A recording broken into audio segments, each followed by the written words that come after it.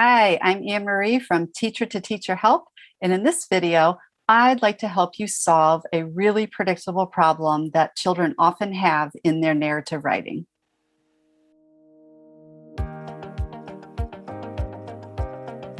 So here's the problem that I often see in my students' writing. See if this occurs in your students' writing as well. And it doesn't matter the age of the students. I see this over and over again.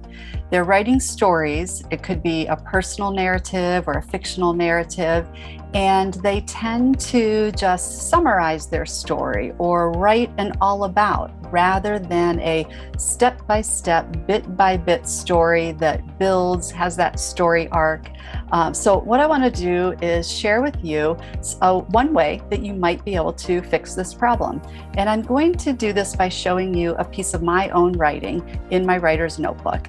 And I'm going to encourage you to try this out on your own. Creating a draft of what not to do and then revising it and having a draft of what to do. And you can end up using that as a demonstration piece of writing when you're conferring with your students. So here's a piece of writing from my own writer's notebook. And what I'm trying to demonstrate on this page in my notebook is the difference between being a summarizer or a reporter and being a storyteller. So I just titled this, just for my own reference, an all about versus a story. So I'm writing a personal narrative about my grandma. And I have an excerpt here of what I would consider to be an all about. So my grandma was really special to me. She taught me a lot of things. She taught me how to cook and plant a garden and how to can tomatoes. I loved my grandma very much. So really what I'm doing here is just reporting some things about my grandma. It's an all about my grandma or all about things that my grandma taught me or why she's special to me. It's not a story. It's not a narrative. And if we're going to have students write narratives, it needs to be structured with a beginning and a middle and an end. And the best way to do that is to think of one time with my grandma.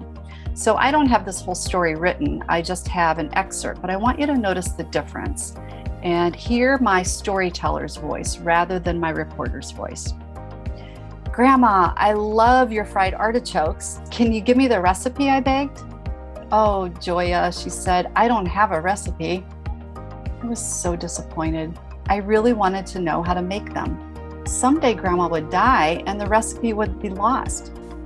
I don't have a recipe, she said again, but I will teach you how to make them.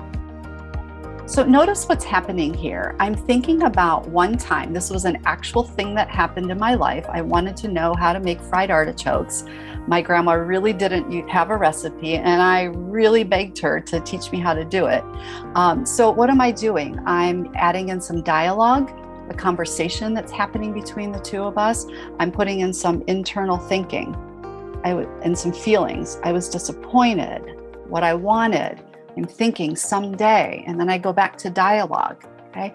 That's being a storyteller. So let me share with you just one little tip that you can do. I call this front-end revision. So often students will create stories that are just all about, and then we have to go back and say, no, that's an all about. But what if we could prevent them from even writing the all abouts to begin with? Well, here's one tip that I've found that has really helped me in my own writing. So now I start demonstrating this for my students. And it starts with when I'm generating ideas. So perhaps some of you have used the generating strategy of thinking about people who matter. And maybe you're listing a whole bunch of people that matter to you, and then you're putting that person's name on the top of a page. So I put my grandma's name here, and I'm starting to think about memories that I have with my grandma. So what I have learned is to not say general things like cooking with grandma, grandma telling me stories, staying overnight at grandma's house. Instead, I want to think of specific times. And so all I did, it's a tiny tweak that has had a huge impact. I start with the time.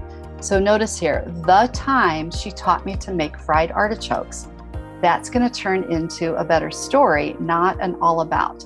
So I just fill the entire page then with different times when. And then I encourage my students to do the same thing. So think of people who matter, pick one of those people, put their name there, and then start every bullet point with the time when. Okay? So this is some front-end revision. That can help improve your stories, your students' stories, even before they begin writing. So take a look at your students' writing. If you're noticing that they're doing a lot of reporting or summarizing, you might want to try this tip. You could try it in a mini lesson if most of your students are struggling with this, or this becomes a tool that you have in your back pocket for conferring.